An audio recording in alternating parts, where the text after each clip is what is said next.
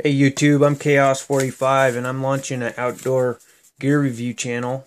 A lot of times I see reviews that leave a lot to be desired, or they're posted by the manufacturer and they're not totally biased on the product. And today I'm going to review the Stansport butane stove combo. And like I said, I do not work for any manufacturer, and everything in this video is just an opinion. I graded this stove combo set on a set of criteria to introduce a little science to the equation. I graded it on function, reliability, user-friendliness, flexibility, size, weight, durability, maintenance, and cost to come up with a product average. If there's interest, I'll break it out in a separate video of how that all works, if there's interest. So let's go down the talking points here. Function, I'd say this stove functions averagely. It's not super extraordinary. It functions like you think it would. It works.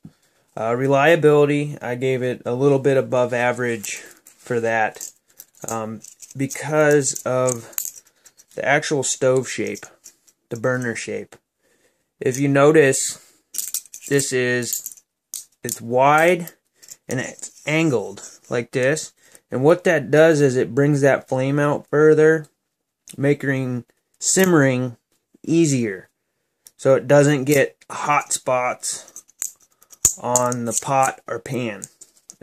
Another example, some reference would be this MSR Pocket Rocket. It has a flat burner, and I've noticed that is exactly what this is a rocket. This is not a bad product. I just am comparing. User-friendliness, I would say this is great user-friendliness. And because of the angled burner and because of the auto ignition. Flexibility, I would give above average, because this set comes with a lot. I mean, you're getting a stove, 2 pots, a butane canister, 2 stuff sacks, and a sponge. And it is great. And it's very flexible. Its size, I would say, is average. It's got an average size. Its weight is average. It's not extremely light. Its durability is average. It does have some dents and dings. I don't know if that's just me being rough on the equipment. Its maintenance, there is no maintenance with a product like this, and its cost is excellent. When you take into consideration everything you get for the $50. And it may go on sale. I don't know if it goes on sale or not. But here's the product printout.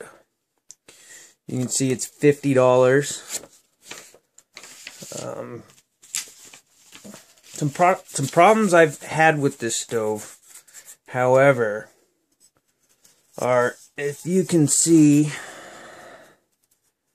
that is charred handle. And what I think happened was the wind kicked up and blew the flame into the handle. And because it is a wider burner, it was able to char the handle. And another thing is, it doesn't so much happen with this pot. It happens with this pot, is its curved bottom makes it easy to topple off the stove. So you just got to be careful.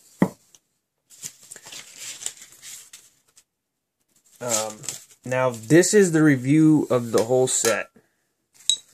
not just the stove. If there's interest, I'll break the stove out as a separate review, because I have a little bit of a different opinion on if you were just seeking out just the stove. And what I found is, because of the chart handle, I bought one of these. This from REI.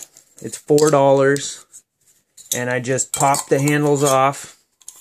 And this is a pot grabber. It adds weight, it adds cost. I know that, but I think it's money well spent. And another thing I like about this set is that it all nests together. This set fits the 4-ounce canister, and it also fits the one size bigger. I believe it's a 6 or 8. I don't know off the top of my head. I'd have to look. But everything nests together into one nice package. One problem I did have with this stove is in cold weather. It did bobble a little bit. I have to double check, but I think it's because when it's extremely cold out, the butane can't vaporize. So what's happening is the canister is burning all of its propane first, leaving you with a canister full of butane, which is useless in cold weather. All in all, I'd have to say that this is a little bit above average product because of the cost and the availability. I mean, you can go down to your local Big Five and pick it up. If it's a last minute item, I think for that it edges its competition. Yeah, when you look at other products, you could pay, $10, $15 more on the low end, and sky's the limit on the high end.